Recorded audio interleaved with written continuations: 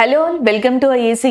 So ఈరోజు మనకి daily current అఫైర్స్లో ఫస్ట్ కరెంట్ అఫైర్ అనేది డిస్కస్ చేద్దాం. సో ఫస్ట్ కరెంట్ అఫైర్ చూద్దాం. సో ఇక్కడ మనకి first current affair operation Nanhe Farishte అనేది మనకి న్యూస్లో ఉంది. దీనికి సంబంధించిన important details exam point of వ్యూలో చూద్దాం. ఆల్మోస్ట్ ఈ 1 ఇయర్లో చాలా సార్లు మీరు ఈ మాట వినే ఉంటారు. ఇన్ఫ్యాక్ట్ అక్టోబర్లో కూడా ఈ న్యూస్ అనేది మనకి రావడం జరిగింది. ఆపరేషన్ నన్హే ఫరిష్టే అనేది ఎవరు కండక్ట్ చేశారు అంటే రైల్వే ప్రొటెక్షన్ ఫోర్స్ లేదా ఎగ్జామ్ అంటే సింపుల్గా రైల్వే పోలీస్ అని చెప్పేసి గుర్తుపెట్టుకోండి చాలు. అది మనకి మెయిన్ కరెంట్ అఫైర్. రైల్వేస్కి సంబంధించిన ఎవరైతే మనకి పోలీస్ ప్రొటెక్షన్ ఫోర్స్ ఉందో అది ఈ చిన్న పిల్లలు ఉంటారు కదా, తప్పిపోయిన చిన్న పిల్లలు కావచ్చు, వీళ్ళు మిస్సింగ్ చిల్డ్రన్, వాళ్ళందరినీ కూడా ఆల్మోస్ట్ అక్టోబర్ మంత్ మొత్తంలో కూడా 601 చిల్డ్రన్స్ని వాళ్ళ ఫ్యామిలీకి తిరిగి అప్పగించడం జరిగిందనమాట ఈ ఆపరేషన్ ద్వారా. అదే ఇక్కడ మనకి current affair. And operation Nanhe ఫరిష్టే ద్వారా railway protection force rescued and nearly 601 children and October month గా చెప్తున్నారు. అదే ఇక్కడ మనకి మెయిన్ థీమ్. ఈ ఆపరేషన్ నన్హే ఫరిష్టే అనేది రైల్వేస్ ఎందుకు స్టార్ట్ చేసింది అంటే రెస్క్యూయింగ్ లాస్ట్ చిల్డ్రన్, ఎవరైతే మనకి చిన్న పిల్లలు తప్పిపోతారో వాళ్ళని కాపాడడం కోసం ఈ ఆపరేషన్ ని railway protection force Indian railway వ్యవస్థ అనేది స్టార్ట్ చేయడం జరిగింది. అంతేకాదు, సో ఈ న్యూస్ ని రిలీజ్ చేసినప్పుడు మినిస్ట్రీ ఆఫ్ రైల్వేస్ మనకి రైల్వే ప్రొటెక్షన్ ఫోర్స్ చేపట్టిన వివిధ ఆపరేషన్స్ కు సంబంధించిన ఇన్ఫర్మేషన్ ఇచ్చింది. ఇది మనకి చాలా యూస్ఫుల్ అవుతుంది. ఒకసారి ఇక్కడ చూడండి. అండ్ మనకి యాంటీ హ్యూమన్ ట్రాఫికింగ్ యూనిట్ అని చెప్పేసి ఉంది. ఈ రైల్వే ప్రొటెక్షన్ ఫోర్స్ ఇండియన్ రైల్వేసే ఒక ఆపరేషన్ ని కండక్ట్ చేసాయి. Operation anti human trafficking units అంటే జనరల్ గా చిన్న పిల్లల్ని రైల్వేస్ లో కానీ రైల్స్ లో కానీ ఎత్తుకుపోతారు కదా, ఆ ట్రాఫికింగ్ చేయడం, తరలించుకోవడం, దొంగలించుకోవడం, వాళ్ళ దగ్గర నుంచి టోటల్ గా అక్టోబర్ మంత్ లో 39 చిల్డ్రన్ ని సేవ్ చేసి వాళ్ళ ఫ్యామిలీకి అప్పగించారు రైల్వే ప్రొటెక్షన్ ఫోర్స్. ఇంకొకటి రైల్వే జీవన్ రక్ష, ఆపరేషన్ జీవన్ రక్ష అని చెప్పేసి ఇండియన్ రైల్వేసే స్టార్ట్ చేశారు. ఆపరేషన్ జీవన్ రక్షలోనే పేరుంది చూడండి. సో జనరల్ గా మనకి ఎవరైనా రైల్వే ట్రాక్స్ దగ్గరికి వెళ్ళిపోవడం కానీ, సో రైల్వే ట్రాక్స్ దగ్గరికి వెళ్ళిపోయినప్పుడు ఏంటంటే జనరల్ గా యాక్సిడెంట్స్ గురవడం, లేకపోతే ట్రైన్ వాళ్ళని హిట్ చేయడం, ఇలాంటివన్నీ చూస్తూ ఉంటాం.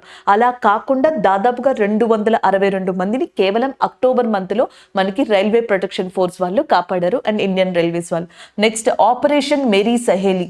సాధారణంగా ఇండియన్ రైల్వేస్ లో మనకి విమెన్స్ కి సంబంధించి నార్మల్ గా ప్రాబ్లమ్స్ అనేవి వస్తూ ఉన్నాయి ఫ్రీక్వెంట్ గా, విమెన్ హెరాస్మెంట్ కానీ కొన్ని ఇబ్బందులు కానీ. అందుకని చెప్పేసి మేరీ సహేలీ అనేది లాంచ్ చేసి దాదాపుగా ఓన్లీ అక్టోబర్ మంత్ లో ఇండియన్ మొత్తంలో కూడా ఇండియా రైల్వే స్టేషన్ మొత్తంలో కూడా 4,23,803 4,23,803 విమెన్స్ కి ఆ ప్రాబ్లమ్స్ ని సెటిల్ చేయడం జరిగింది. నెక్స్ట్ వన్ ఆపరేషన్ ఉపలబ్ధ్ అని చెప్పేసి ఇంకొక దాన్ని స్టార్ట్ చేశారు. టౌట్స్ ని కంట్రోల్ చేయడానికి. సాధారణంగా మనకి ఒక టికెట్ ని కొని రైల్వే టికెట్స్ ని తీసుకొని వాటిని ఎక్కువ రేట్ కి బయట అమ్మడం, ఇలాంటివి చేస్తూ ఉంటారు కదా, ఆన్లైన్ మ్యానిపులేషన్, వీటన్నిటిని బ్యాన్ చేయడం కోసం ఆపరేషన్ ఉపలబ్ధ్ అనే దాన్ని స్టార్ట్ చేసి 490 ఎవరైతే మనకి టోటల్ గా ఇందులో పాల్పడుతున్నారో 490 మందిని 490 మెంబర్స్ ని అక్టోబర్ మంత్ లో మనకి వాళ్ళు అరెస్ట్ చేయడం జరిగింది, కంట్రోల్ చేయడం జరిగింది. Next one operation Samrakshak. మీరు జనరల్గా చూసుండొచ్చు, చాలా వరకు ఏదైనా ఒక స్టేట్లో కానీ లేకపోతే ఒక ప్రాంతంలో కానీ సెంట్రల్ గవర్నమెంట్, స్టేట్ గవర్నమెంట్ ఏదైనా డెసిషన్స్ తీసుకుంటే నార్మల్ పీపుల్ మనకి ఆ అగ్రెసివ్నెస్లో, కోపంలో పబ్లిక్ ప్రాపర్టీ మీద తిరగబడతా ఉంటారు. దాంట్లో సర్వసాధారణంగా బస్సెస్, రైల్వేస్ లాంటివి ఎక్కువగా కనిపిస్తూ ఉంటాయి. అండ్ లాస్ట్ ఇయర్ చూసుకుంటే ఇండియన్ రైల్వేస్ని ఎక్కువగా ఇలాంటి వాటిలో అటాక్ చేయడం జరిగింది. ఇంకొకటి స్టోన్ పెల్టింగ్, రైళ్ల మీద రాళ్లతో కొట్టడం, ఇవన్నీ. సో అలాంటి వాటిని కంట్రోల్ చేసిందే మనకి ఆపరేషన్ సంరక్షక్గా చెప్పొచ్చు అనమాట. నెక్స్ట్ వన్ ఆపరేషన్ సేవ. ఇండియన్ రైల్వేస్ లో ప్రయాణించే ఎవరైతే పెద్దవాళ్ళు ఉంటారో, ఎల్డర్లీ పీపుల్ కావచ్చు, హ్యాండిక్యాప్డ్ పీపుల్ కావచ్చు, వాళ్ళకి ఇమీడియట్ సేవల్ని ఏదైనా ఎమర్జెన్సీ అయితే అందించడానికి ఆపరేషన్ సేవ అనే దాన్ని లాంచ్ చేయడం జరిగింది. ఆపరేషన్ సత్రక్ అని చెప్పేసి ఉంది. లిక్కర్ కానీ లేకపోతే నెక్స్ట్ వచ్చేటప్పటికి టొబాకో ఇలాంటివి యూజ్ చేస్తూ ఉంటారు కదా, వాటిని పట్టుకొని సీజ్ చేయడం, బ్యాన్ చేయడం, ఆ పర్సన్స్ ని అరెస్ట్ చేయడం, ఇవన్నీ కూడా. ఆపరేషన్ సత్రక్ ఏమో జనరల్ గా ఈ టొబాకో, ఆల్కహాల్ ఇలాంటి వాటిని కంట్రోల్ చేయడానికి. ఆపరేషన్ సేవక్ ఎల్డర్లీ పీపుల్ని ప్రొటెక్ట్ చేసి వాళ్ళకి ఎమర్జెన్సీ సర్వీస్ని అందించడానికి. ఆపరేషన్ సంరక్షక్ స్టోన్ పెల్టింగ్, రాళ్ళు లాంటివి ట్రైన్స్ మీద పడకుండా అట్లాంటివి హిట్ చేయకుండా ప్రజల్ని కంట్రోల్ చేయడానికి. ఆపరేషన్ ఉపలబ్ధ్ ఈ ఆన్లైన్ టికెట్స్ కావచ్చు, టికెట్స్ అమ్మి వాటిని ఎక్కువ రేటుకి మళ్ళీ అమ్మడం, రీసెల్ చేయడం, వాటిని కంట్రోల్ చేయడానికి. విమెన్స్ని కాపాడడానికి మేరీ సహేలీ, ప్రాణాలని కాపాడడం, రైల్వే ట్రాక్స్ మీదకి వెళ్ళిపోవడం అండ్ పొరపాటున జారిపోవడం, ఇవన్నీ కూడా వాళ్ళ ప్రాణాలని దాదాపుగా 262 మంది ప్రాణాలని కాపాడడం జరిగింది. అండ్ ఆపరేషన్ జీవన్ రక్షక్ పేరుతో. సో ఓవరాల్గా చూసుకుంటే not only operation Nanhe ఫరిష్టే. So ఇప్పుడు ప్రజెంట్ ఈరోజు మనం ఆపరేషన్ నన్హే ఫరిష్టే గురించి మాట్లాడుకుంటున్నాం. ఎందుకంటే ఇండియన్ రైల్వేస్లో రైల్వే ప్రొటెక్షన్ ఫోర్స్ దాదాపుగా 601 చిల్డ్రన్స్ని తిరిగి వెనక్కి ఇవ్వడం జరిగింది వాళ్ళ ఫ్యామిలీస్కి. కానీ దాని వెనకాల గనక జనరల్గా చూస్తే ఇండియన్ రైల్వేస్ ఎక్కడికక్కడికి ఈచ్ అండ్ ఎవ్రీ ప్రాబ్లమ్కి కూడా ఒక సిస్టమ్ని లాంచ్ చేసినట్టుగా ఆ డేటాతో సహా ఇండియన్ రైల్వేస్ రీసెంట్గా మనకి ఈ న్యూస్లో ఇవ్వడం జరిగింది. ఇవన్నీ కూడా మనకి ఏదైతే కరెంట్ అఫైర్స్ వస్తూ ఉంటాయో అక్కడ యూజ్ అవుతూ ఉంటాయి. ఫర్ ఎగ్జాంపుల్ మేరీ సహేలి అనేది వార్తల్లో రావచ్చు, లేకపోతే ఆపరేషన్ సేవ అనేది వార్తల్లో రావచ్చు. అప్పుడు మనకి ఈ కరెంట్ అఫైర్ బాగా యూజ్ అవుతుంది అనమాట. ఇండియన్ రైల్వేస్ యొక్క ప్రజెంట్ మినిస్టర్గా అశ్విని వైష్ణవ్ గారు ఉన్నారు. ఆయన ప్రజెంట్ మనకి ఇండియన్ రైల్వే యొక్క మినిస్టర్ అనమాట. అలాగే ఫాస్టెస్ట్ ట్రైన్ ఇన్ ఇండియాగా దేన్ని చెప్తాం? ట్రైన్ 18 లేదా వందే భారత్ అనే దాన్ని చెప్తాం. And this is the fastest train in ఇండియాగా కూడా చెప్పొచ్చు. This is all about this current affair అండి. నెక్స్ట్ వన్ చూద్దాం. సో నెక్స్ట్ వన్ డేకి సంబంధించింది. ఇక్కడ మీరు చూడొచ్చు, నేషనల్ లీగల్ సర్వీస్ డే అనమాట. నేషనల్ లీగల్ సర్వీసెస్ డే అని కూడా పిలవచ్చు. ఎవ్రీ ఇయర్ కూడా November 9th మనకి నేషనల్ లీగల్ సర్వీస్ డే అనేది సెలబ్రేట్ చేస్తారు. సో దీని యొక్క థీమ్, ఇతి వృత్తాంతం వచ్చేటప్పటికి access to the justice for all, empowering the marginalised through that legal awareness అనేది దాని యొక్క థీమ్గా ఉందన్నమాట. అసలు ఎందుకు ఈ లీగల్ సర్వీసెస్ డేని సెలబ్రేట్ చేసుకుంటారు? అది ఇంపార్టెంట్ అండి. 1987లో లీగల్ సర్వీస్ అథారిటీ యాక్ట్ అనే దాన్ని తీసుకొచ్చారనమాట. ఈ చట్టాన్ని తీసుకొచ్చింది 1987లోనైనా ఇది ఫోర్స్లోకి వచ్చింది, అమల్లోకి వచ్చింది 1995లో. అంటే న్యాయ సహాయం, లీగల్ సర్వీసెస్ అంటే మనకి న్యాయ సేవలు, న్యాయ సహాయంగా చెప్తాం. వాటికి సంబంధించి ఒక చట్టాన్ని 1987లో తీసుకొస్తే 1995 నుంచి అది ఫోర్స్లోకి వచ్చింది. అండ్ ఇది దానికి సంబంధించిన ఇంపార్టెన్స్. అందుకని November 9th ఎవ్రీ ఇయర్ కూడా ఇండియాలో నేషనల్ లీగల్ సర్వీసెస్ డేని సెలబ్రేట్ చేసుకుంటారు. సరే, ఈ చట్టాన్ని ఎందుకు తీసుకొచ్చారు అనేది గనక మనం చూస్తే ఈ థీమ్ అనేది మనకు అర్థమైపోతుంది. సో జనరల్గా మనకి ఇండియన్ కాన్స్టిట్యూషన్, భారత రాజ్యాంగంలోకి వచ్చేటప్పటికి డిపిఎస్పి అని చెప్పేసి ఒకటి ఉంది, directive principles of state policy. దీన్ని తెలుగులో ఆదేశిక సూత్రాలని కూడా పిలుస్తారు. డైరెక్టివ్ ప్రిన్సిపల్స్ ఆఫ్ స్టేట్ పాలసీలో ఆర్టికల్ మనకి ఆల్మోస్ట్ ఎక్కడి నుంచి 36 దగ్గర నుంచి 51 వరకు ఉంటాయి అన్నమాట.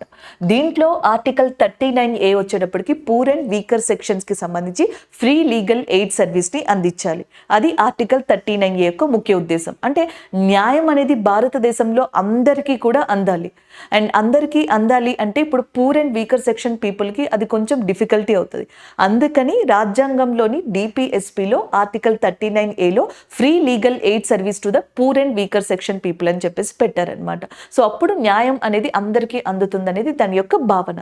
అయితే ఇక్కడ క్వశ్చన్ ఏంటి అంటే, ఆల్రెడీ భారతదేశ రాజ్యాంగంలో ఆర్టికల్ 39లో ఇంక్లూడ్ చేశారు కదా, మళ్ళీ ఈ చట్టాన్ని తీసుకురావడం ఎందుకు అనేది. So there is one probability. ఒకటి డిపిఎస్పి అని చెప్పేసి మాట్లాడతాం, అండ్ ఇంకొకటి వచ్చేటప్పటికి ఫండమెంటల్ రైట్స్ అంటాం, ప్రాథమిక హక్కులు, ఆదేశిక సూత్రాలు. And fundamental rights are mandatory. ఆ హక్కులు ఖచ్చితంగా మనం పొందే హక్కులు అనమాట. పొందకపోతే మనం సుప్రీం కోర్ట్ని కానీ హైకోర్ట్ని కానీ అప్రోచ్ అవ్వచ్చు రిట్స్ ద్వారా. మనకు ఆ హక్కు ఉంది. Every Indian citizen have a right to and to get a fundamental rights. ప్రాథమిక హక్కుల్ని పొందే రైట్ వాళ్ళకు ఉందన్నమాట. డిపిఎస్పి వచ్చేటప్పటికి ఇట్ ఈస్ నాట్ మ్యాండేటరీ. అది ఖచ్చితంగా చేయాలని లేదు. ఇలా చేస్తే బాగుంటుంది, ఇలా చేస్తే డెవలప్మెంట్ ఉంటుంది, ఇలా చేస్తే అందరూ బాగుపడతారు. సో ఒక ఒపీనియన్ బేస్డ్కి సంబంధించిన స్టేట్మెంట్స్గా వాటిని చెప్పొచ్చు, directive principles of state policy. మరి ఆర్టికల్ 39A అనేది ఎందులో ఉంది? డిపిఎస్పిలో. అది మరి మొత్తం ఇండియా మొత్తం కూడా డిపిఎస్పిలో ఉన్నప్పుడు అది ఫోర్సబుల్గా అప్లై అవుతుందా? ఖచ్చితంగా అప్లై అవుతుందా అంటే అప్లై అవ్వదు. ఎందుకంటే అది ఒపీనియన్ బేస్డ్ వదిలేశారు కాబట్టి అది ఖచ్చితంగా అప్లై కాదనమాట. కొన్ని చోట్ల అవ్వచ్చు, కొన్ని చోట్ల పాసిబిలిటీ కాకపోవచ్చు.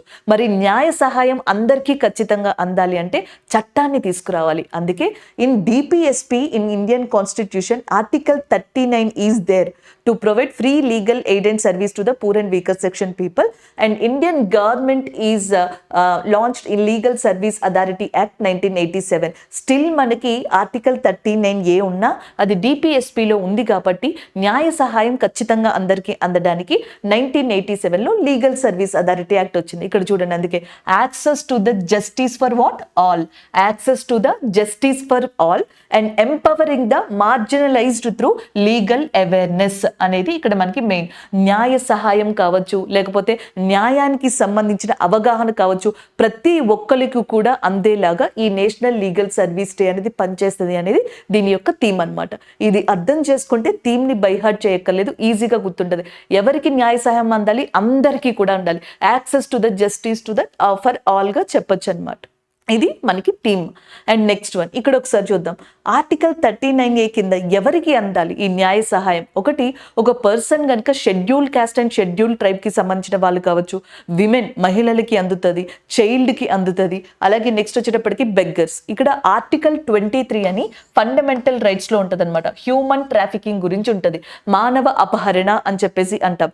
హ్యూమన్ ట్రాఫికింగ్ కి గురైన ఎవరైనా విక్టిమ్స్ ఉంటే వాళ్ళు కావచ్చు, లేకపోతే బెగ్గర్స్ కావచ్చు, అండ్ ఎవరైతే దివ్యాంగులు ఫిజికల్లీ డిజేబుల్డ్ పర్సన్స్ ఉంటారో వాళ్ళు కావచ్చు, వీళ్ళందరూ కూడా ఇండస్ట్రియల్ వర్కర్స్ ఆర్టికల్ 39 లో పూర్ అండ్ వీకర్ సెక్షన్ అని మెన్షన్ చేశారు కదా, దాంట్లో ఇంక్లూడ్ అవుతారు. సో వాళ్ళందరికీ కూడా ఈ చట్టం ప్రకారం free legal awareness, free legal aid service లాంటివి అందజేయడం జరుగుతుంది. సరే, లీగల్ అవేర్నెస్ అంటే అవగాహన. ఏదైనా ఒక డిస్ప్యూట్ వచ్చింది అనుకోండి, అది న్యాయ ప్రకారం కరెక్ట్ అయినా కాదని తెలుసుకోవాలంటే లాయర్ని అప్రోచ్ అవ్వాలి. సో లాయర్కి ఫీజ్ పే చేసే స్థాయి కానీ అలాంటి పాసిబిలిటీ కానీ లేనప్పుడు మరి వీళ్ళకి ఎలాగా? అందుకనే ఫ్రీ లీగల్ అవేర్నెస్. సో మనకి ఏదైనా కోర్టు కేసెస్ ని ఫైల్ చేసినప్పుడు లాయర్ కావాల్సి ఉంటుంది. ప్రైవేట్ లాయర్స్ కి జనరల్ గా మనకి ఫీజు అనేది పే చేయలేరు ఈ సెక్షన్ లో ఉన్న పర్సన్స్. సో వాళ్ళకి ఫ్రీ లీగల్ ఎయిడ్ సర్వీస్ ని అందజేస్తారు. ఇలా అన్నమాట. వాటితో పాటుగా ఈ చట్టం కింద మనకి భారతదేశంలో ఏర్పడిన ఇంకొక సిస్టమ్ ని ఏమని చెప్తామంటే లోక్ అదాలత్స్ అని చెప్పేసి అంటాం. ఈ లోక్ అదాలత్స్ ని మొబైల్ కోర్ట్స్ అని కూడా పిలవడం జరుగుతుంది. ఇలాంటివి ఏర్పడ్డాయి అన్నమాట. సో వీటిని పక్కన పెడితే ఈ చట్టం కింద 1987 లీగల్ సర్వీస్ అథారిటీ యాక్ట్ 1987 కింద సెక్షన్ 4 లో మనకి ఇండియాలో ఇంకొక సిస్టమ్ ని కూడా ఏర్పరిచారు. దాన్ని నాల్సాగా చెప్పడం జరుగుతుంది అనమాట. సో ఇది ఒకటి లీగల్ సర్వీస్ అథారిటీగా నేషనల్ లీగల్ సర్వీస్ అథారిటీగా దీన్ని చెప్పడం జరుగుతుంది. సో దీన్ని కూడా ఏర్పరిచారు. సో దీంట్లో హెడ్ గా చీఫ్ జస్టిస్ ఆఫ్ ఇండియా ఉంటారు. దాని కింద ఎగ్జిక్యూటివ్ చైర్పర్సన్ గా retired judge of supreme court లేదా సర్వీస్ లో ఉన్న జడ్జ్ ఆఫ్ సుప్రీం కోర్ట్ ఉంటారు.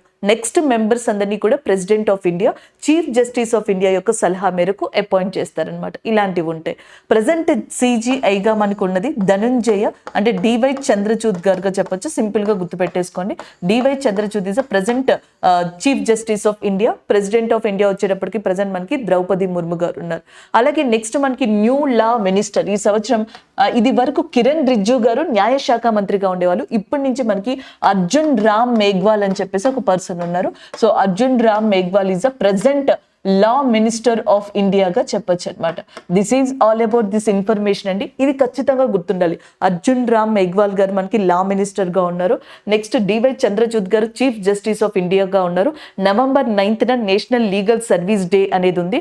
దానికి కారణం 1987 లో వచ్చిన legal service authority act and access to that justice for all అనేది దాని యొక్క థీమ్ గా ఉంది. అండ్ ఆర్టికల్ 39 లో free legal aid service to the poor and weaker people అని మెన్షన్ చేసి దాని కింద ఒక ఇంప్లిమెంటేషన్ గా, ఒక స్ట్రాంగ్ ఫౌండేషన్ గా దీన్ని అమలు పరుస్తూ వస్తున్నారని కూడా మనం అక్కడ నోట్స్ ని ప్రిపేర్ చేసుకోవచ్చు. This is all about national legal service day. Next one చూద్దాం. సో నెక్స్ట్ కరెంట్ అఫైర్ కూడా డేకి సంబంధించింది, కొంచెం డిఫరెంట్ అని చెప్పొచ్చు. November 9th మనకి నేషనల్ లీగల్ సర్వీసెస్ డే అనే దాన్ని మనం రికగ్నైజ్ చేసుకున్నాం కదా. అలాగే November 9th భారతదేశంలో ఒక రాష్ట్రం ఏర్పడిన రోజు, అది ఉత్తరాఖండ్. ఉత్తరాఖండ్ యొక్క ఫౌండేషన్ డే అనేది మనకి 9th November మనకి కన్క్లూడ్ చేయబడింది. దానికి సంబంధించిందిగా చెప్పొచ్చు. ఈరోజు ఉత్తరాఖండ్ ఫౌండేషన్ డే కూడా. ఉత్తరప్రదేశ్ నుంచి ఉత్తరాఖండ్ అనేది 2000 ఇయర్లో విడిపోయింది అనమాట. అంటే 2000 ఇయర్లో సెపరేట్ అయ్యి ఏర్పడింది.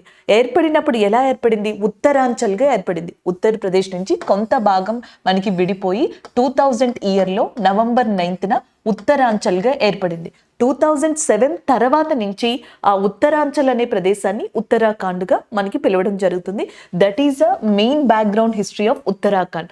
ఉత్తరాఖండ్ రాష్ట్ర ఏర్పాటుకి సంబంధించిన మెయిన్ పాయింట్గా దాన్ని చెప్పొచ్చు అనమాట. And the next one, present మనకి ఉత్తరాఖండ్ యొక్క చీఫ్ మినిస్టర్గా పుష్కర్ సింగ్ ధామీ ఉన్నారు. అలాగే గవర్నర్గా వచ్చేటప్పటికి గుర్మిత్ సింగ్ ఉన్నారు. Gurmit Singh is a governor and CM is Pushkar Singh ధామీగా చెప్పొచ్చు. అది మనకి బేసిక్ ఇన్ఫర్మేషన్ అండి. నెక్స్ట్ వన్, ఒక్కొక్కటి ఇంపార్టెంట్గా చూద్దాం. మనకి ఉత్తరాఖండ్ అనే దాన్ని దేవభూమి లేదా ల్యాండ్ ఆఫ్ గాడ్స్ అని చెప్పేసి పిలుస్తారు. కొన్ని క్వశ్చన్స్ అడుగుతూ ఉంటారు, ఒక్కొక్క ప్రాంతానికి ఒక్కొక్కటి ఉంటుంది. గాడ్స్ ఓన్ కంట్రీ అని చెప్పేసి కేరళని ఎలా పిలుస్తారు, అలాగే దేవభూమి లేదా ల్యాండ్ ఆఫ్ గాడ్స్ కింద మనకి ఉత్తరాఖండ్ని పిలవడం జరుగుతుంది. అది ఒక point. And coming soon Uttarakhand యొక్క ఇంపార్టెంట్ ప్లేస్ అయిన డెహ్రాడూన్లో గ్లోబల్ ఇన్వెస్టర్ సమిట్ అనేది ఉందన్నమాట. గ్లోబల్ ఇన్వెస్టర్ సమిట్ ఈ సంవత్సరం మనకి ఉత్తరాఖండ్లో జరగబోతుంది. అది ఇంపార్టెంట్గా చెప్పొచ్చు. నెక్స్ట్ వన్, మనకి జనరల్గా జీడిపి అని చెప్పేసి మాట్లాడతాం కదా, గ్రాస్ డొమెస్టిక్ ప్రొడక్ట్ అని. అలాగే ఉత్తరాఖండ్ స్టేట్ ఏం చేసిందంటే గ్రాస్ ఎన్వైర్న్మెంట్ ప్రొడక్ట్ అనే దాన్ని కూడా స్టార్ట్ చేసింది. ఎన్వైర్న్మెంట్ని కూడా ఎకనామిక్ వాల్యూస్లో మనకి చూడడానికి, అలాగా ఎన్వైర్న్మెంట్ని ఇంప్రూవ్ చేయడానికి గ్రాస్ ఎన్వైర్న్మెంట్ ప్రొడక్ట్ అనే దాన్ని కూడా ఇంట్రడ్యూస్ చేయడం జరిగింది, జీఈపీ అనే దాన్ని. నెక్స్ట్ వన్, మనకి ఇండియన్ ఆర్మీలో 2 ఇంపార్టెంట్ రెజిమెంట్స్ ఉన్నాయి, విభాగాలు, సైనిక విభాగాలు. ఒకటి కుమావోన్ రెజిమెంట్, ఇంకొకటి గర్వాలా రెజిమెంట్. సో మనకి Kumaon and as well as Garhwala regiment ఏవైతే ఇండియన్ ఆర్మీలో ఉన్నాయో, మీకు యుద్ధ విన్యాసాలు అంటాం, ఎక్సర్సైజ్ అని వేరే కంట్రీస్తో చేసినప్పుడు ఎక్కువగా ఈ రెజిమెంట్స్ వెళ్తూ ఉంటాయి, పార్టిసిపేట్ చేస్తూ ఉంటాయి. వీటికి చాలా ప్రత్యేకత ఉందన్నమాట ఇండియన్ ఆర్మీలో. ఈ 2 కూడా ఉత్తరాఖండ్లో ఇంపార్టెంట్ ప్లేసెస్గా చెప్తాం. మనకి సైనిక విభాగాల్లాగే మౌంటైన్స్ కూడా ఉన్నాయన్నమాట ఉత్తరాఖండ్లో, కుమావోన్ మౌంటైన్స్ అని, లేకపోతే గర్వాలా రీజియన్ అని, ఇలాంటివి కూడా కనిపిస్తాయి. నెక్స్ట్ వన్, ఇప్పుడు ఈ సెలబ్రేషన్స్, ఉత్తరాఖండ్ డే సెలబ్రేషన్స్ ఉన్నాయి కదా, అవి భారత్ భారతి అనే ఒక ఏదైతే ఈవెంట్ ఉందో దాంతో ముగుస్తాయంట. అలాగే దీంట్లో మేరా సైనిక్ అనే ఒక ఈవెంట్ని కూడా ప్రారంభించనున్నట్లు చీఫ్ మినిస్టర్ చెప్పడం జరిగిందనమాట. ఈ 2 ఈవెంట్స్ జరగనున్నాయి ఉత్తరాఖండ్ ఫౌండేషన్ డే సందర్భంగా. జరిగిన తర్వాత సో ఏంటి ఈ పర్పస్ అనేది అప్పుడు మనం డిస్కస్ చేయొచ్చు. ఈ 2 కూడా నిర్వహిస్తాము అని చెప్పేసి చెప్పడం జరిగింది. This is all about Uttarakhand foundation డేగా చెప్పొచ్చు. అలాగే Uttarakhand is a place where we have a number of environment related places. పర్యావరణానికి సంబంధించిన చాలా ఇంపార్టెంట్ ప్లేసెస్ ఉత్తరాఖండ్లో చూడొచ్చు. వన్ ఆఫ్ ద ఇంపార్టెంట్గా ఏంటంటే భారతదేశంలోనే first national park Jim Corbett national పార్క్గా చెప్తాం. అండ్ ఇది టైగర్ రిజర్వ్ కూడా. ఇది ఉన్నది మనకి ఉత్తరాఖండ్ ఏరియాలో. అండ్ ఇండియాలోనే one of the famous national park which is called as a valley of flowers అని చెప్పేసి అంటాం. ఇది కూడా మనకి ఉత్తరాఖండ్లోనే లొకేట్ అయ్యి ఉంది. దాంతోపాటుగా నందాదేవి అనే బయోస్పియర్ ఏదైతే ఉందో, so that is also located in Uttarakhand. Uttarakhand యొక్క biosphere Nanda Devi, valley of flowers Jim Corbett ఏమో నేషనల్ పార్క్, జిమ్ కార్బెట్ వచ్చేటప్పటికేమో టైగర్ రిజర్వ్గా చెప్పొచ్చు అనమాట ఉత్తరాఖండ్కి సంబంధించి. అంతేకాకుండా ఉత్తరాఖండ్ స్టేట్ని కనుక తీసుకున్నట్టయితే ఇటు సైడ్ మనకి హిమాచల్ ప్రదేశ్ ఏరియా, ఇటు సైడ్ వచ్చేటప్పటికి మనకి ఉత్తరప్రదేశ్ లాంటి వాటితో కవరప్ అయి ఉంటుంది. ఇది దేనితో బోర్డర్ని షేర్ చేసుకుంటుంది అంటే మనకి టిబెట్. సో ఇటు సైడ్ టిబెట్ ఉంటుంది, ఇటు సైడ్ వచ్చేటప్పటికి మనకి నేపాల్ అనేది స్టార్ట్ అవుతుంది. అటు చైనా ఇటు నేపాల్తో కూడా ఇది బోర్డర్ని కవర్ చేస్తుంది. ఉత్తరాఖండ్ దగ్గర ఒక ప్లేస్ ఉంది, సో దానినే మనకి లిపులేక్ ప్లేస్ అని చెప్పేసి అంటారు. లిపులేక్ ప్లేస్. ఈ ప్లేస్ అటు టిబెట్ని, ఇటు ఇండియాని, ఇటు నేపాల్ని మూడింటిని కూడా కలుపుతుంది. అందుకనే దాన్ని ట్రై జంక్షన్ పాయింట్ అని కూడా పిలవడం జరుగుతుంది. సో ఇది ఉత్తరాఖండ్కి సంబంధించిన కొంత స్టాట్ ఇన్ఫర్మేషన్గా చెప్పచ్చు. అంతేకాదు నైనటల్, భీమతల్ లాంటి లేక్స్ ఏవైతే ఉన్నాయో అవి ఉత్తరాఖండ్లో one of the famous lakes and hill స్టేషన్స్గా కూడా లొకేట్ అయి ఉన్నాయి. So this is all about Uttarakhand area అండి. అలాంటి ఉత్తరాఖండ్కి సంబంధించి స్టేట్ ఫౌండేషన్ డే అనేది 9th నవంబర్న మనకి సెలబ్రేట్ చేసుకోవడం జరుగుతుంది. That is about this current affair. Next one చూద్దాం. సో నెక్స్ట్ వన్ స్పోర్ట్స్కి సంబంధించి, అది కూడా క్రికెట్ రిలేటెడ్గా చెప్పొచ్చు. ఇక్కడ మీరు చూడొచ్చు Syed Mushtaq Ali trophy. So Syed Ali trophy అనేది క్రికెట్కి సంబంధించింది. రీసెంట్గా ఈ ట్రోఫీ యొక్క ఫైనల్ మ్యాచ్ పంజాబ్ టీమ్కి and as well as Baroda టీమ్కి మధ్యలో జరిగింది. పంజాబ్ టీం అనేది ఈ సయ్యద్ అలీ ట్రోఫీని అందుకోవడం జరిగింది. సో ఈ ట్రోఫీ ఫైనల్ మ్యాచ్ వచ్చేటప్పటికి పంజాబ్లోని బింద్రా స్టేడియం, దీన్నే ఇంద్రజిత్ బింద్రా స్టేడియం అంటారు, లేకపోతే మొహాలీ స్టేడియం అని కూడా పిలుస్తారంట. ఇక్కడ జరిగింది. దీంట్లో పంజాబ్ విన్ అయింది. ఈ విన్నింగ్లో one of the main reason మనకి అన్మోల్ ప్రీత్ సింగ్గా చెప్తున్నారు. ఆయన 113 రన్స్ని ఇందులో చేయడం జరిగిందంట. సో ఇది ఓవరాల్గా మనకి చెప్పేది.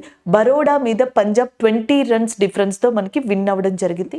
ఇది ఓవరాల్ కరెంట్ అఫైర్ యొక్క ఇన్ఫర్మేషన్. పంజాబ్ చీఫ్ మినిస్టర్గా ప్రజెంట్ మనకి ఎవరున్నారు అంటే భగవంత్ మాన్ ఉన్నారు. అండ్ పంజాబ్ యొక్క గవర్నర్గా బన్వరీలాల్ పురోహిత్ గారు ఉన్నారు.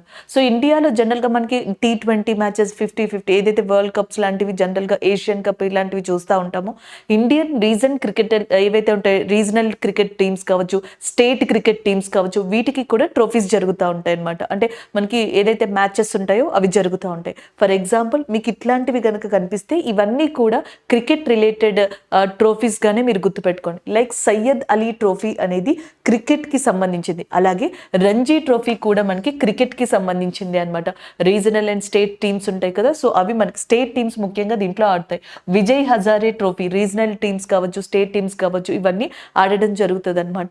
సో రంజీ ట్రోఫీ వచ్చేటప్పటికి రంజిత్ అనే ఎవరైతే ఫస్ట్ ప్లేయర్ ఇంటర్నేషనల్ ఇండియా తరపున ఆడారో ఆయన పేరుని దీనికి పెట్టడం జరిగిందంట. నెక్స్ట్ డ్యూలిప్ ట్రోఫీ కావచ్చు, ఇరానీ కప్ కావచ్చు, అండ్ డియోదర్ ట్రోఫీ, ఇవన్నీ కూడా జనరల్ గా మనకి మెయిన్ గా క్రికెట్ కి సంబంధించిన మ్యాచెస్ గా చెప్పడం జరుగుతుంది. ఇండియాలో జరుగుతాయి మెయిన్లీ BCCI యొక్క ఆధ్వర్యంలో, board of control of cricket in ఇండియాగా చెప్పడం జరుగుతుంది. దానికి సంబంధించిన ఆధ్వర్యంలో ఇవన్నీ కూడా జరుగుతాయి. అండ్ ఇంకొక ఇంపార్టెంట్ ఏంటంటే ఈ మ్యాచ్ ఉంది చూసారా, ఇరానీ కప్ అనేది, ఇందులో ఎవరైతే మనకి రంజీ ట్రోఫీ విన్నర్స్ ఉన్నారో వాళ్ళకి rest of India cricket team కి మధ్యలో జరుగుతుంది అనమాట. Rest of India cricket team లో ఇండియాలో ఉన్న బెస్ట్ క్రికెట్ ప్లేయర్స్ ని తీసుకుంటా ఉంటారు. ఇందులో కంటిన్యూస్ గా ప్లేయర్స్ చేంజ్ అవుతా ఉంటారంట. సో జనరల్ గా ఇరానీ కప్ కున్న ఒక బెస్ట్ ట్యాగ్ లైన్ ఏంటంటే the best versus best of the rest, the best versus best of the rest గా ఈ మ్యాచెస్ అనేవి జనరల్ గా జరుగుతాయంట. ఇవన్నీ కూడా క్రికెట్ రిలేటెడ్ టోర్నమెంట్స్ గా చెప్పొచ్చు. అందులో సయ్యద్ ముస్తక్ అలీ ట్రోఫీ రీసెంట్ గా జరిగితే పంజాబ్ వర్సెస్ బరోడా జరిగింది. దాంట్లో పంజాబ్ టీం అనేది విన్ అవ్వడం జరిగింది. ఇది మనకి కరెంట్ అఫైర్. నెక్స్ట్ వన్ చూద్దాం. So next current affair Mundra port కి సంబంధించింది. Mundra is a port which is located in Gujarat area. So first state గుర్తుపెట్టుకోండి. మాక్సిమం పోర్ట్స్ వచ్చినప్పుడు స్టేట్స్ ని స్ట్రెస్ చేసి అడుగుతారు. ఎందుకు ఇది వార్తల్లో ఉందో చూద్దాం. భారతదేశంలో ఇది ఇప్పుడు ఫస్ట్ పోర్ట్ గా రికార్డ్ చేసింది 16.1 మిలియన్ టన్స్ కార్గోని హ్యాండిల్ చేయడంలో. సో జనరల్ గా పోర్ట్ యొక్క యాక్టివిటీస్ ఏంటి, ఇండియాలో మనకి మేజర్ పోర్ట్స్ ఏవైతే ఉన్నాయో, one of the important major and minor ports ఏవైతే ఉన్నాయో వాటి యొక్క main activities, for example Maharashtra చూసుకుంటే మనకి ముంబై పోర్ట్ అని చెప్పేసి ఉంది. ఈవెన్ వెస్ట్ బెంగాల్లో మనకి కోల్కతా పోర్ట్ అనేది లొకేట్ అయి ఉంది. అలాగే హల్దియా పోర్ట్ అని కూడా ఉంటాం, అక్కడిది ఒకటి. నెక్స్ట్ ఒడిస్సా దగ్గర పారాదీప్ పోర్ట్ అని చెప్పేసి ఒకటి లొకేట్ అయి ఉందన్నమాట. అలాగే ఆంధ్రప్రదేశ్ దగ్గర విశాఖపట్నం పోర్ట్ ఉంది. అండ్ తమిళనాడు దగ్గర Chennai port, and we have 2 more ports are there. And Kerala దగ్గర కొచ్చిన్ పోర్ట్ అనేది లొకేట్ అయి ఉంది. కర్ణాటక దగ్గర మంగళూరు పోర్ట్. ఇలా పోర్ట్స్ ఉన్నాయి. ఈ పోర్ట్స్ యొక్క మెయిన్ యాక్టివిటీస్ ఏంటి అంటే ట్రేడ్ చేయడం అనమాట. వేరే కంట్రీస్ తో exports and imports in terms of కార్గోని మెయింటైన్ చేయడం. అయితే ఇండియాలో ఉన్న అన్ని పోర్ట్స్ లోకెల్లా ఇప్పుడు మనకి Mundra port 16.1 million tons of కార్గోని హ్యాండిల్ చేసింది. ఇంతవరకు ఏ పోర్టు కూడా ఇంత కార్గోని మనకి హ్యాండిల్ చేయలేదన్నమాట ట్రేడ్ విషయంలో. కాబట్టి ఇది రికార్డ్ ని క్రియేట్ చేసినట్టుగా చెప్తున్నారు. ముంద్రా పోర్ట్ యొక్క యాక్టివిటీస్ అనేవి గుజరాత్ లో 1998 నుంచి ఆథరైజ్డ్ గా స్టార్ట్ అయ్యాయి. ఆథరైజ్డ్ గా అనే మాటను ఎందుకు యూజ్ చేశామంటే, ఇది వరకు ముంద్రా పోర్ట్ గుజరాత్ లో బ్రిటిషర్స్ కూడా కొన్ని యాక్టివిటీస్ కి మనకి గతంలో యూజ్ చేశారు. ఇప్పుడు ఇండియన్ హిస్టారికల్ ఇంపార్టెన్స్ డేస్ లో. అండ్ ఇప్పుడు కనుక చూసుకున్నట్టయితే 1998 నుంచి దీన్ని ఆథరైజ్డ్ ఆపరేషనల్ యాక్టివిటీస్ కి యూజ్ చేస్తున్నారు. ఇది మెయిన్ గా special economic zone limited, Adani ports ఏదైతే ఉందో వీళ్ళిద్దరూ కలిసి సంయుక్తంగా దీన్ని నిర్వహిస్తున్నారు అనమాట. ఇంకా వీళ్ళ యొక్క టార్గెట్ ఏంటి అంటే 2025 కల్లా అండ్ ఆల్మోస్ట్ మనకి 200 మెట్రిక్ టన్స్. సో కొన్ని చోట్లేమో ఎక్స్పెక్టేషన్స్ 20 మెట్రిక్ టన్స్ గా ఇవ్వడం జరిగింది ఇన్ఫర్మేషన్ లో. ఇంకొన్ని చోట్ల 200 మెట్రిక్ టన్స్ వరకు కూడా వీళ్ళు రీచ్ అవ్వాలనుకుంటున్నారు కార్గోని హ్యాండిల్ చేయడంలోని భిన్న కథనాలు మనకి న్యూస్ పేపర్ లో రావడం జరిగింది. మొత్తానికి 2025 ని మనకి టార్గెట్ గా పెట్టుకున్నారు ఈ ముంద్రా పోర్ట్ కి సంబంధించి Adani and special economic zone limited గా చెప్పొచ్చు అనమాట. ఇదంతా కూడా మనకి ఏ స్టేట్ లో జరుగుతుంది అంటే గుజరాత్. గుజరాత్ యొక్క చీఫ్ మినిస్టర్ గా ప్రెసెంట్ భూపేంద్ర పటేల్ సీఎం గా ఉన్నారు. అలాగే గుజరాత్ యొక్క గవర్నర్ గా మనకి ఆచార్య దేవరత్ అనే పర్సన్ ఉన్నారు. రీసెంట్ గా గుజరాత్ గురించి మనం 2 విషయాలు చెప్పుకున్నాం. ఒకటి, గుజరాత్ లో one of the important temple ఉంది. ఆ టెంపుల్ పేరు సోమనాథేశ్వర టెంపుల్ అని చెప్పేసి అంటాం. ఈ సోమనాథేశ్వర టెంపుల్ ని గజనీ లాంటి వాళ్ళు కొల్లగొట్టారని కూడా మనం డిస్కస్ చేసాం గత కరెంట్ అఫైర్స్ లో. ఈ సోమనాథేశ్వర టెంపుల్ కి ఒక ట్రస్ట్ ఉందన్నమాట. ఆ ట్రస్ట్ కి చైర్పర్సన్ గా prime minister of India Narendra Modi గారు 5 సంవత్సరాల పదవీ కాలానికి గాను తిరిగి ఎన్నిక కావడం జరిగింది అని చెప్పేసి మనం డిస్కస్ చేసుకున్నాం. అలాగే గుజరాత్ లోని అహ్మదాబాద్ దగ్గర గిఫ్ట్ సిటీ అని చెప్పేసి ఉందన్నమాట, ఫినాన్షియల్ సిటీ అని చెప్పేసి. ఈ గిఫ్ట్ సిటీలో మనకి ఆస్ట్రేలియా అండ్ ఇండియా యొక్క ఎడ్యుకేషనల్ నేషనల్ స్కిల్ డెవలప్మెంట్ ప్రాజెక్ట్లో భాగంగా కొన్ని యూనివర్సిటీస్ని ఇంప్లిమెంట్ చేయబోతున్నారు, యూనివర్సిటీస్ రాబోతున్నాయని కూడా మనం డిస్కస్ చేసుకోవడం జరిగింది. సో ఇది ఓవరాల్గా గుజరాత్కి సంబంధించిన some information and as well as a present current affair. ఇక స్టాట్ జీకే అంటారా, గుజరాత్లో ప్రపంచంలోనే tallest statue which is called as a Sardar Vallabhbhai Patel statue, దాన్ని స్టాట్యూ ఆఫ్ యూనిటీ అని చెప్పేసి అంటాం. అది ఇక్కడే లొకేట్ అయ్యి ఉందన్నమాట, గుజరాత్లోని కేవదియా అనే ప్రాంతంలో. ఈవెన్ మనకి నర్మదా రివర్ మీద సర్దార్ సరోవర్ డ్యామ్ అనే దాన్ని కన్స్ట్రక్ట్ చేశారు, అది కూడా మనకి గుజరాత్లోనే లొకేట్ అయి ఉంది. గుజరాత్లో ఇంపార్టెంట్గా ఉన్నది గిర్ నేషనల్ పార్క్గా చెప్తాం, అలాగే మెరైన్ నేషనల్ పార్క్గా చెప్తాం, black buck national park. Black buck national park, Gir national park, marine national park ఇవన్నీ కూడా గుజరాత్లో ఇంపార్టెంట్ నేషనల్ పార్క్స్గా మీరు గుర్తుపెట్టుకోవచ్చు. One of the important river in గుజరాత్గా సబర్మతి రివర్ని చెప్పడం జరుగుతుంది, one of the important and river అన్నమాట. అలాగే నెక్స్ట్ వచ్చేటప్పటికి మనకి రన్ ఆఫ్ కచ్ అనే ప్రదేశం ఏదైతే ఉందో దీన్ని ఇంపార్టెంట్ బయోస్పియర్ ఆఫ్ గుజరాత్ గా చెప్తారు. Important biosphere Rann of Kutch and river Sabarmati, Gir national park, marine national park, black buck national park ఇవి నేషనల్ పార్క్స్ గా గుర్తుపెట్టుకోవచ్చు. అలాగే Sardar Vallabhbhai Patel statue and Sardar Sarovar dam అనేవి గుజరాత్ లో one of the famous places గా మనం గుర్తుపెట్టుకోవాల్సి ఉంటుంది. This is all about this current affair. Next one చూద్దాం. సో నెక్స్ట్ వన్ ఒక పాసిబిలిటీ, ఒక క్వశ్చన్ మార్క్ లేదా సొల్యూషన్స్ని తెచ్చే ప్రయత్నంగా ఉన్న కరెంట్ అఫైర్గా కూడా దీన్ని చెప్పచ్చు. The current affair is related to Delhi pollution.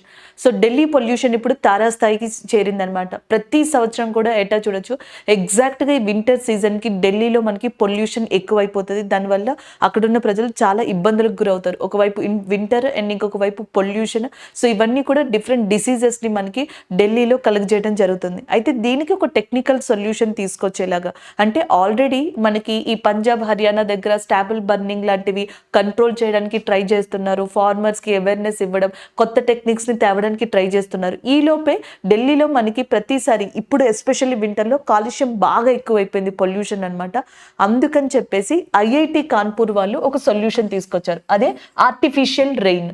So జనరల్గా ఏమవుతుందంటే వింటర్లో ఈ వెహికల్స్ దగ్గర నుంచి మిగతా వాటి దగ్గర నుంచి రిలీజ్ అయిన డస్ట్ పార్టికల్స్ మనకి అట్మాస్ఫియర్లోనే స్ట్రక్ అయి ఉండిపోవడం, అవి మనం తీసుకునే గాలిలోంచి రావడం, ఫాగ్లో కలిసిపోవడం మంచులో, ఇవన్నీ కూడా జరుగుతూ ఉంటాయి. సో అట్లా ఉండిపోయిన ఈ dust particles, pollution particles, hazard gaseous పార్టికల్స్ని అండ్ తిరిగి మళ్ళీ మనకి డౌన్కి రప్పించాలి అంటే, తిరిగి అక్కడి నుంచి క్లియర్ చేయాలి అంటే ఆర్టిఫిషియల్ రెయిన్ అనేది పాసిబుల్ అన్నట్టుగా ఐఐటి కాన్పూర్ చెప్పింది. ఆర్టిఫిషియల్ రెయిన్ని మనకి క్లౌడ్ సీడింగ్ అని కూడా పిలుస్తారు. దీంట్లో ఏం చేస్తారంటే సిల్వర్ అయోడైడ్ కానీ పొటాషియం అయోడైడ్ని కానీ తీసుకొని అండ్ ఫ్లైట్స్ ద్వారా, అంటే హెలికాప్టర్స్ కానీ చాపర్స్ కానీ ఉంటాయి కదా, సో వాటి ద్వారా క్లౌడ్స్ ద్వారా వెళ్ళి క్లౌడ్స్ వరకు అప్రోచ్ అయ్యి అక్కడ వీటిని స్ప్రే చేస్తారు. స్ప్రే చేసిన తర్వాత due to chemical reaction so మనకి ఆ డ్రాప్లెట్స్ లేదా రెయిన్ఫాల్ అనేది పడుతుంది. సో దానివల్ల అక్కడ ఉన్న పొల్యూషన్ అంటే particles, dust particles, gaseous particles clear అయిపోతాయి. కొంతవరకు పొల్యూషన్ని ఇలా తగ్గించే పాసిబిలిటీ ఉంటుందని ఐఐటి కాన్పూర్ చెప్పింది. సో దీని మీద వీళ్ళు ఇప్పుడు సుప్రీం కోర్టుకి అప్రోచ్ అయ్యారనమాట క్లియరెన్స్ కోసం అని చెప్పేసి. ఒకవేళ క్లియరెన్స్ కనుక వస్తే దీన్ని ప్రయోగించనున్నారు. అది ఎంతవరకు ఢిల్లీ పొల్యూషన్ ని తగ్గిస్తుంది, సక్సెస్ అవుతుంది అనేది చూడాల్సి ఉంది. ఎగ్జామ్ పాయింట్ ఆఫ్ వ్యూలో మీరు తెలుసుకోవాల్సింది ఇది చేస్తున్నది ఎవరు, ఏ సిస్టమ్ చేస్తుంది, ఐఐటి కాన్పూర్ వాళ్ళు చేస్తున్నారు. అలాగే దీని యొక్క పేరు ఆర్టిఫిషియల్ రెయిన్ లేదా క్లౌడ్ సీడింగ్. దీంట్లో ఏం యూజ్ చేస్తారు, సిల్వర్ అయోడైడ్ లేదా పొటాషియం అయోడైడ్ ని యూజ్ చేస్తారు. ఇవి జనరల్ గా కూడా సైన్స్ పరంగా మనకి ఇంపార్టెంట్ అండి. ఢిల్లీ లెఫ్టినెంట్ గవర్నర్ గా వినయ్ కుమార్ సక్సేనా ఉన్నారు, అది ఇంకొక ఇంపార్టెంట్ పాయింట్ గా చెప్పొచ్చు. ఎన్వైర్న్మెంట్ డే అని చెప్పేసి అంటాం కదా, ఎన్వైర్న్మెంట్ డే ఎవ్రీ ఇయర్ కూడా మనం ఎప్పుడు సెలబ్రేట్ చేసుకుంటామంటే జూన్ 5th సెలబ్రేట్ చేసుకోవడం జరుగుతుంది. భూపేంద్ర యాదవ్ గారు ప్రజెంట్ మనకి ఎన్వైర్న్మెంట్ మినిస్టర్ గా ఉన్నారు.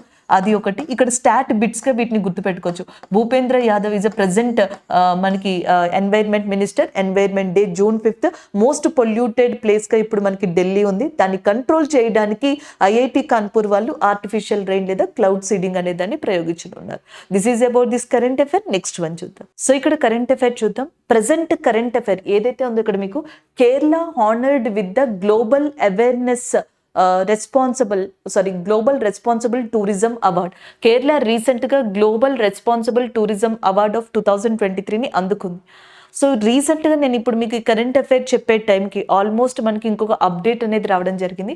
ఆ అప్డేట్ని నేను ఇక్కడ మనకి మెన్షన్ చేశాను.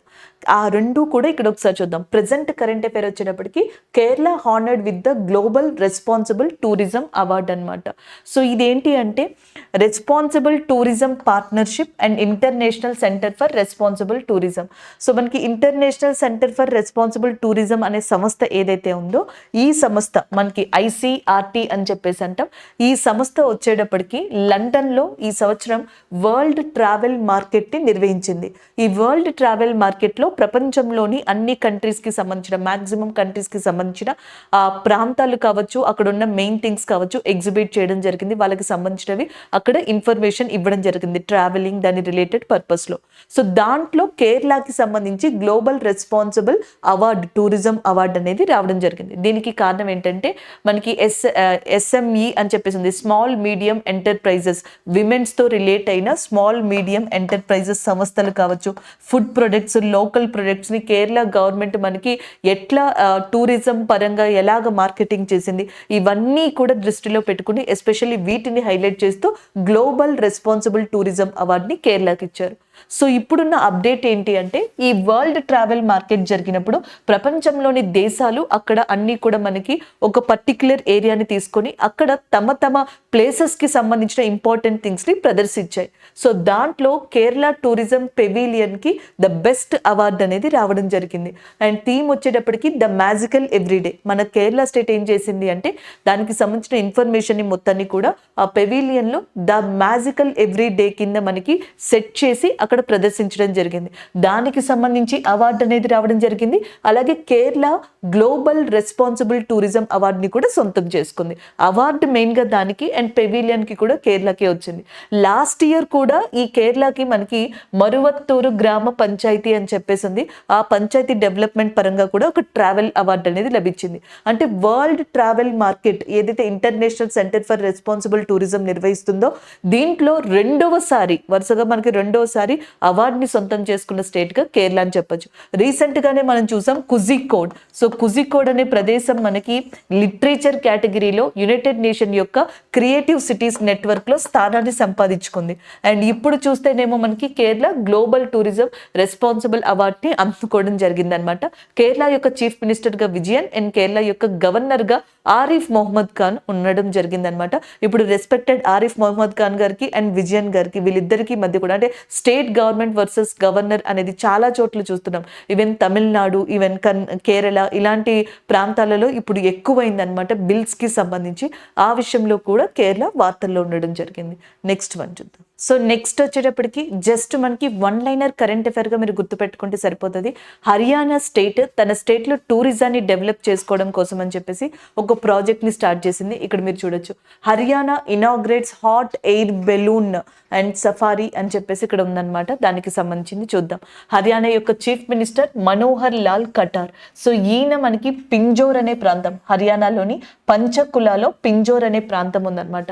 ఎగ్జాక్ట్గా ఈ పింజోర్ అనే ప్రాంతం ఏంటంటే మనకి హిమాచల్ ప్రదేశ్లోని కాల్కీ ఏరియాకి కనెక్ట్ అయ్యి ఉంటుంది అనమాట. అండ్ గేట్వే ఆఫ్ హిమాచల్ ప్రదేశ్గా కూడా దీన్ని ఒక రకంగా చెప్పొచ్చు. పింజోర్ కాల్కీ ఏరియాస్ కనెక్ట్ అయి ఉంటుంది. ఎగ్జాక్ట్గా ఏమవుతుందంటే హిమాచల్ ప్రదేశ్కి ఎవ్రీ ఇయర్ కూడా ఎక్కువ మంది టూరిజానికి వస్తారు. సో వాళ్ళు నియర్ బై హర్యానా కాబట్టి ఈ వింటర్ టైంలో ఎక్కువ టూరిజానికి వచ్చే చాయిస్ ఉన్నాయి. సో ఈ టైంలో అక్కడ టూరిజాన్ని డెవలప్ చేయడానికి డిఫరెంట్ ప్రోగ్రామ్స్ని స్టార్ట్ చేస్తున్నారు. సో దాంట్లో భాగంగానే హర్యానా చీఫ్ మినిస్టర్ అయిన మనోహర్ లాల్ ఖట్టర్ గారు పంచకులాలో ఉన్న ఏదైతే మనకి పింజోర్ అనే ప్రాంతం ఉంది కదా, సో అక్కడ హాట్ ఎయిర్ బెలూన్ ప్రాజెక్ట్ అనే దాన్ని స్టార్ట్ చేశారు, సఫారీ అనే దాన్ని స్టార్ట్ చేశారు. దాంతో పాటుగా మనకి హతిన్ కుండ్ బ్యారేజ్ అని చెప్పేసి ఉందన్నమాట. ఈ హతిన్ కుండ్ బ్యారేజ్ దగ్గర వాటర్ అండ్ అడ్వెంచర్ స్పోర్ట్స్ అనే ఈవెంట్ని కూడా స్టార్ట్ చేయడం జరిగింది. రీసెంట్గానే మనకి హర్యానా డే అనేది కూడా జరిగింది. ఉత్తరాఖండ్ డే నవంబర్ 9th కదా, హర్యానా డే నవంబర్ 1st చెప్పడం జరుగుతుంది. చీఫ్ మినిస్టర్ మనకి మనోహర్ లాల్ ఖట్టర్ గారు అయితే గవర్నర్ బండారు దత్తాత్రేయ గారు. నెక్స్ట్ వన్ చూద్దాం. So next current affair, Chhatrapati Shivaji గారి యొక్క విగ్రహాన్ని, స్టాట్యూని జమ్మూ అండ్ కాశ్మీర్లో మనకి రీసెంట్గా ఇనాగ్రేట్ చేయడం జరిగింది, ప్రారంభించడం జరిగింది. సో దానికి సంబంధించి ఒకసారి ఇక్కడ కరెంట్ అఫైర్ చూద్దాం. జమ్మూ కాశ్మీర్లో ఎస్పెషల్లీ కశ్మీర్ వ్యాలీలో లైన్ ఆఫ్ కంట్రోల్కి దగ్గరలో కుప్వారా అనే ప్రదేశం ఉందన్నమాట. ఈ కుప్వారాలో ఛత్రపతి శివాజీ గారి యొక్క విగ్రహం దాదాపుగా 10.5 feet 10.5 అడుగుల విగ్రహాన్ని ఏదైతే ఉందో దాన్ని మనకి ఆవిష్కరించడం జరిగింది. దీంట్లో మహారాష్ట్ర యొక్క చీఫ్ మినిస్టర్ ఏక్నాథ్ షిండే గారు, ఆయనతో పాటుగా జమ్మూ కాశ్మీర్ లెఫ్టినెంట్ గవర్నర్ అయిన మనోజ్ సిన్హా గారు కూడా పార్టిసిపేట్ చేశారు. సో ఈ విగ్రహాన్ని, ఈ స్టాట్యూని మనకి రాష్ట్రీయ బలగాలు ఏవైతే ఉన్నాయో, రాష్ట్రీయ ఫోర్సెస్, మనకి Rashtriya Sevak forces 41st group, వాటికి సంబంధించి వాళ్ళు కూడా దీంట్లో పార్టిసిపేట్ చేయడం జరిగిందనమాట. ఇది మనకి వన్ లైనర్ కరెంట్ అఫైర్ అండి. ఎక్కడ ఆవిష్కరించారు, లేకపోతే మనకి జనరల్ గా హైట్ కి సంబంధించి అడగచ్చు, లేదా ప్లేస్ ఎక్కడ, లెఫ్టినెంట్ గవర్నర్ ఎవరు, అండ్ దీంట్లో మహారాష్ట్ర చీఫ్ మినిస్టర్ కూడా పాల్గొన్నారు. ఎందుకంటే మహారాష్ట్రలోని పోర్టు దగ్గర నుంచి స్టార్ట్ అయ్యి ఇది మనకి జమ్మూ కాశ్మీర్ వరకు వచ్చింది. మహారాష్ట్ర నుంచి ఈ విగ్రహం అనేది రావడం జరిగింది. ఛత్రపతి శివాజీ గారి యొక్క ఉత్సవాలు కానీ, శివాజీ గారి యొక్క మెయిన్ ఇదంతా కూడా మనకి సెలబ్రేట్ చేసేది చాలా గర్వంగా మహారాష్ట్ర ఏరియాలో. సో అక్కడి నుంచి కశ్మీర్లో ఈ విగ్రహాన్ని తీసుకొచ్చి మనకి ఆవిష్కరించడం జరిగింది. దాంట్లో మహారాష్ట్ర చీఫ్ మినిస్టర్ గారు కూడా పార్టిసిపేట్ చేశారనమాట. ఛత్రపతి శివాజీ గారు ఇండియాలో ఉన్న ప్రతి ఒక్కరికి కూడా ఒక ఇన్స్పిరేషన్ గా చెప్పొచ్చు. ఎస్పెషల్లీ ఇండియన్ డిఫెన్స్ ఫోర్సెస్ కి ఒక్కొక్కసారి కొన్ని చోట్ల ఈయనని ఫాదర్ ఆఫ్ ఇండియన్ నేవీగా కూడా కన్సిడర్ చేస్తారంట. సో అలాంటి చరిత్ర ఉన్న ఛత్రపతి శివాజీ గారి యొక్క విగ్రహాన్ని ఇప్పుడు మనకి కుప్వారా ప్రదేశంలో లైన్ ఆఫ్ కంట్రోల్ దగ్గర ఏర్పరచడం అనేది one of the important thing గా చెప్పొచ్చు. దానికి సంబంధించిన కరెంట్ అఫైర్ ఇది. నెక్స్ట్ వన్ చూద్దాం. So next one project dolphin. So project dolphin అనే మాటని మనం ఆల్రెడీ 2019లోనే విన్నాం. సో ఇప్పుడు మళ్ళీ వార్తల్లోకి రావడానికి కారణం Tamil Nadu state government project dolphin అనేది ఇంప్లిమెంట్ చేయనుందనమాట. సో 2023-24 సంవత్సరానికి గాను దాదాపుగా 812.6 లక్షలు 812.6 lakhs for that 2023-24 year estimated cost తో Tamil Nadu will soon implement that project dolphin గా చెప్తాం. దానికి సంబంధించిన ప్రోగ్రామ్ గా చెప్పొచ్చు. దీని యొక్క మెయిన్ ఇన్ఫర్మేషన్ అనేది ఇక్కడ తెలుసుకుందాం. తమిళనాడులో మనకి ఇంపార్టెంట్ గా 2 బయోస్పియర్స్ గురించి మాట్లాడొచ్చు. వన్ ఈజ్ నీలగిరి బయోస్పియర్ అనే దాని గురించి మనం మాట్లాడొచ్చు. అలాగే గల్ఫ్ ఆఫ్ మన్నార్ ఇండియాలో మనకి టోటల్ గా 18 బయోస్పియర్స్ ఉంటే ఒకే ఒక్క మెరైన్ బయోస్పియర్ గా గల్ఫ్ ఆఫ్ మన్నార్ అనే దాన్ని చెప్పొచ్చు అనమాట. అలాంటి గల్ఫ్ ఆఫ్ మన్నార్ లో 4 different kinds of dolphin, 4 different species of dolphins అనేవి ఉన్నాయంట. అంతేకాకుండా లాస్ట్ ఇయర్ 7 డాల్ఫిన్స్ ని ప్రొటెక్ట్ చేసి మళ్ళీ తిరిగి ఈ గల్ఫ్ ఆఫ్ మన్నార్ వాటర్ లోకి వదలడం జరిగింది. గల్ఫ్ ఆఫ్ మన్నార్ ప్రాంతంలో కావచ్చు, మిగిలిన ప్రాంతాల్లో కావచ్చు, డాల్ఫిన్స్ మనకి క్లైమేట్ చేంజెస్ కి, లేకపోతే హంటింగ్ అని, ఇలాంటి వాటికి, పొల్యూషన్, ఇలాంటి వాటికి గురి అవుతున్నాయి. వాటిని ప్రొటెక్ట్ చేయడమే ఈ ప్రాజెక్ట్ డాల్ఫిన్ యొక్క ముఖ్య ఉద్దేశం. దీంట్లో ప్రాజెక్ట్ డాల్ఫిన్ లో భాగంగా తమిళనాడులోని డాల్ఫిన్స్ సంఖ్యని లెక్కించడం, వాటికి సంబంధించిన ప్రొటెక్షన్ కోసం రూల్స్ అండ్ గైడ్ లైన్స్ ని తీసుకురావడం, మానిటర్ చేయడం, సో ఇవన్నీ కూడా దాంట్లో భాగంగా చెప్తున్నారు. దానికి సంబంధించిన కరెంట్ అఫైర్ గా చెప్పొచ్చు. అండ్ ఇంకపోతే ఇండియాలో 2019లో నేషనల్ గంగా కౌన్సిల్ మీటింగ్ అనేది జరిగింది. So national Ganga council meeting జరిగినప్పుడు ఫస్ట్ టైం మనకి ప్రైమ్ మినిస్టర్ నరేంద్ర మోడీ గారు 2019లో ప్రాజెక్ట్ డాల్ఫిన్ అనేది ఒక 10 years వరకు ఇంప్లిమెంట్ చేయాలి, తీసుకొచ్చి అని చెప్పేసి అనుకున్నారు. సో దీని ద్వారా డాల్ఫిన్స్ ని ఎక్కువగా ఇండియాలో మనకి సంఖ్య పెంచాలి. ఎందుకంటే డాల్ఫిన్స్ అనేవి ఎస్పెషల్లీ ఫ్రెష్ వాటర్ లేదా reverse and as well as మనకి మెయిన్ గా సీ వాటర్స్ లో కూడా కనిపిస్తాయి. అటు నదుల్లోని, ఫ్రెష్ వాటర్ లోని, సీ వాటర్ లో కూడా డాల్ఫిన్స్ అనేవి కనిపిస్తూ ఉంటాయి. ఇండియాలోకి వచ్చేటప్పటికి అటు అరేబియన్ సీ, ఇటు బే ఆఫ్ బెంగాల్ లోనే కాకుండా ఎస్పెషల్లీ అస్సాం దగ్గర ఉన్న నదులు, బ్రహ్మపుత్ర అంటాం కదా, లైక్ అస్సాం దగ్గర ఉన్న రివర్స్ లో కావచ్చు, మధ్యప్రదేశ్ దగ్గర ఉన్న రివర్స్ లో కావచ్చు, ఉత్తరప్రదేశ్, జార్ఖండ్ అండ్ బీహార్, వెస్ట్ బెంగాల్ ఈ ఏరియాస్ లో ఉన్న నదుల్లో కూడా మీకు ఇక్కడ డాల్ఫిన్స్ అనేవి కనిపిస్తాయి. 1801లో ఫస్ట్ టైం మనకి గంగా రివర్ డాల్ఫిన్ ని కనిపెట్టడం జరిగిందంటే, ఐడెంటిఫై చేయడం జరిగింది. ఈవెన్ ఇన్ఫాక్ట్ ఈ రోజుకి కూడా ఇండియాలో నేషనల్ ఎక్వాటిక్ యానిమల్, జాతీయ జల జంతువుగా మనం దేన్ని చెప్తాము అంటే గంగా డాల్ఫిన్ ని చెప్పడం జరుగుతుంది. అవర్ నేషనల్ ఎక్వాటిక్ యానిమల్, జాతీయ జల జంతువుగా చెప్తాం. అలాంటి ప్రాజెక్ట్ డాల్ఫిన్ ఇండియా ఏదైతే ఇంప్లిమెంట్ చేయాలనుకుందో, తమిళనాడు ఎస్పెషల్లీ తన స్టేట్ లో తన యొక్క రూల్స్ అండ్ గైడ్ లైన్స్ తో అండ్ దాంతో పాటుగా ఒక బడ్జెట్ తో ముందుకు రావడం జరిగింది. దానికి సంబంధించిన కరెంట్ అఫైర్ ఇది. తమిళనాడులో మనకి చీఫ్ మినిస్టర్ గా స్టాలిన్ గారు, అలాగే గవర్నర్ గా ఆర్ఎన్ రవి గారు ఉండడం జరిగింది. సో ఇది మనకి స్టాట్ డేటా కింద గుర్తుపెట్టుకోవచ్చు. గతంలో కూడా తమిళనాడుని మనం ఫ్రీక్వెంట్ గా కరెంట్ అఫైర్స్ లో డిస్కస్ చేస్తానే ఉన్నాం. ఒకటి కులశేఖర పట్టణం ఏదైతే ఉందో అక్కడ ఇండియా యొక్క సెకండ్ స్పేస్ పోర్ట్ అనేది రాబోతుంది అని చెప్పేసి మనం డిస్కస్ చేయడం జరిగింది. అలాగే తమిళనాడులో ఎవరైతే మనకి మెయిన్ గా ఈ చిన్న చిన్న వ్యాపారులు ఉన్నారో వాళ్ళకి సంబంధించిన లోన్స్ విషయంలో ఒక ఇంప్లిమెంటేషన్ తీసుకొస్తాము అని Tamil Nadu governor state chief minister చెప్పడం జరిగింది. అలాగే ఈ బిల్స్ విషయంలో ఎస్పెషల్లీ ఫినాన్షియల్ మనీ బిల్స్ ఏవైతే ఉంటాయో ఇలాంటి విషయంలో తమిళనాడు స్టేట్ కి అండ్ తమిళనాడు గవర్నర్ కి కూడా మనకి కొంత ప్రాబ్లమెటిక్ ఉన్న విషయంలో తమిళనాడు మనకి తరచూ వార్తల్లో కనిపిస్తా ఉంది. అలాంటి తమిళనాడు రీసెంట్ గా తీసుకున్న నిర్ణయం ప్రాజెక్ట్ డాల్ఫిన్ అనే దాన్ని మనకి ఇంప్లిమెంట్ చేయడం. నెక్స్ట్ వన్ చూద్దాం. So next book and author కి సంబంధించింది another sort of freedom. So another sort of freedom అనే దాన్ని మనకి గురుచరణ్ దాస్ రాసి ఉన్నారు. జస్ట్ బుక్ అండ్ ఆథర్ గా గుర్తుపెట్టుకోండి సరిపోతుంది. బుక్ వచ్చేటప్పటికి అనదర్ సార్ట్ ఆఫ్ ఫ్రీడమ్, ఇది యాక్చువల్ గా మనకి పాస్ట్ కి అండ్ డీపర్ ఇన్నర్ వాల్యూస్ కి ఇలాంటి వాటికి సంబంధించింది అనమాట. సో అలాంటి థీమ్ తో అనదర్ సార్ట్ ఆఫ్ ఫ్రీడమ్ అనే బుక్ ని రాశారు Gurucharan Das. Book and author కింద గుర్తుపెట్టుకుంటే సరిపోతుంది కరెంట్ అఫైర్ ని. నెక్స్ట్ వన్ చూద్దాం. So next current affair brand ambassador కి సంబంధించింది. కేరళలోని కుజికోడ్ ప్రదేశానికి సంబంధించిన క్రేజ్ బిస్కెట్స్ అనే దానికి మోహన్ లాల్ గారు, ప్రముఖ మలయాళం యాక్టర్ మోహన్ లాల్ గారు బ్రాండ్ అంబాసిడర్ గా అపాయింట్ అవ్వడం జరిగింది. దానికి సంబంధించింది. సో ఈ బిస్కెట్స్ కంపెనీ అనేది స్టార్ట్ అయ్యి 38 years అవుతుందంట. సౌత్ ఈస్ట్ ఏషియన్ కంట్రీస్ లో, ఆఫ్రికన్ కంట్రీస్ లో అండ్ చాలా కంట్రీస్ లో ఈ బిస్కెట్స్ అనేవి పాపులర్. అయితే ఇప్పుడు ఈ కంపెనీ ఏదైతే ఉందో ఇప్పటి వరకు ఒక బ్రాండ్ అంబాసిడర్ ని అపాయింట్ చేసుకోలేదు. బట్ మోహన్ లాల్ గారిని వాళ్ళ యొక్క కంపెనీకి ఫస్ట్ బ్రాండ్ అంబాసిడర్ గా అపాయింట్ చేసుకోవడం జరిగింది.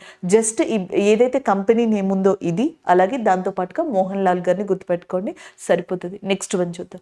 సో ఈరోజు ఏవైతే కరెంట్ అఫైర్స్ డిస్కస్ చేసామో ఒక్కసారి రివ్యూ చూద్దాం.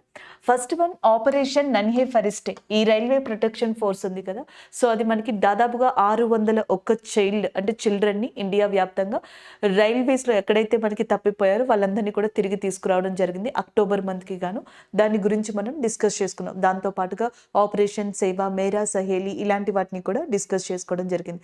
ఇండియన్ రైల్వే మినిస్టర్ గా అశ్విని వైష్ణవ్ ఉన్నారు. Next one national legal service day.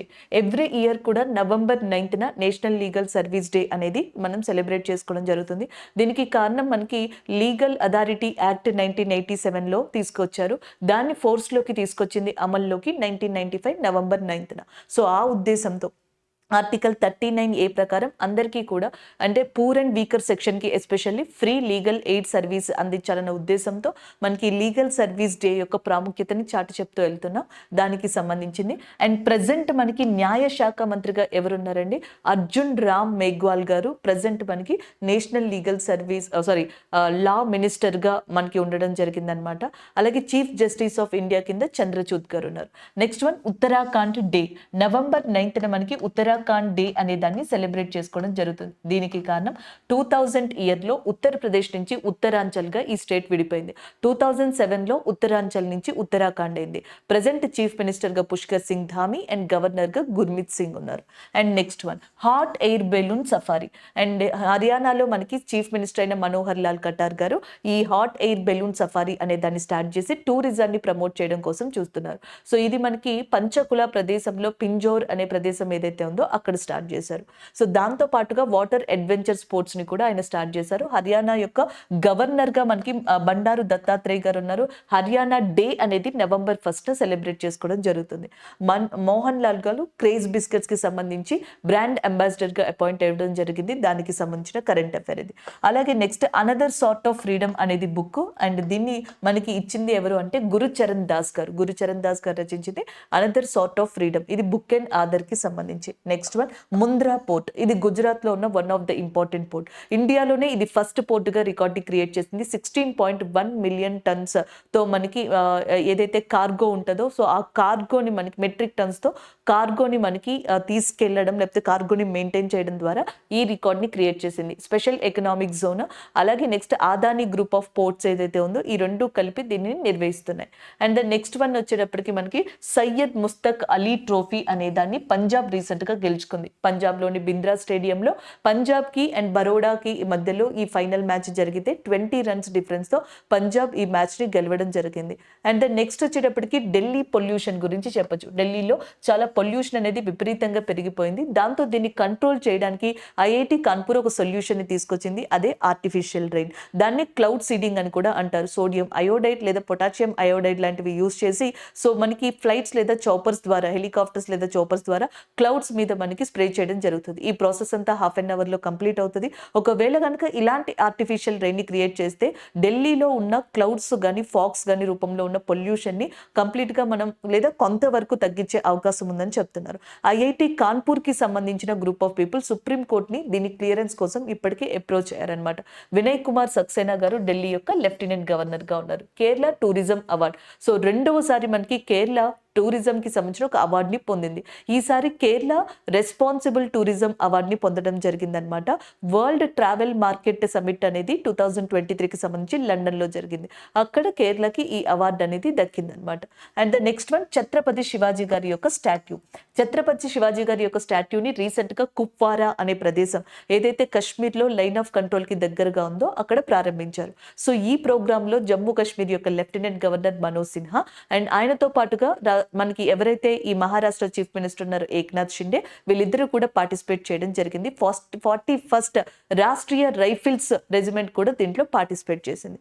Next one project dolphin. తమిళనాడులోని డాల్ఫిన్స్ని కాపాడుకోవడం కోసం తమిళనాడు స్టేట్ గవర్నమెంట్ అండ్ దాదాపుగా మనకి కొన్ని ల్యాక్స్ని అంటే ల్యాక్ ఆఫ్ క్రోర్స్ని ఖర్చు పెట్టి ఈ ప్రాజెక్ట్ డాల్ఫిన్ అనే దాన్ని తీసుకురాబోతుంది అనమాట.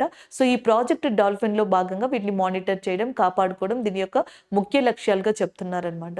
సో ఇది ప్రాజెక్ట్ డాల్ఫిన్కి సంబంధించిన మెయిన్ కరెంట్ అఫైర్. అయితే నేషనల్ అక్వాటిక్ యానిమల్గా ఇప్పటికే మనకి గంగా డాల్ఫిన్ అనే దాన్ని రికగ్నైజ్ చేశారు. సో ఇవి ఈరోజు మనం డిస్కస్ చేసుకున్న కొంత ఇంపార్టెంట్ కరెంట్ అఫైర్స్గా మనం చెప్పొచ్చు. Thank you.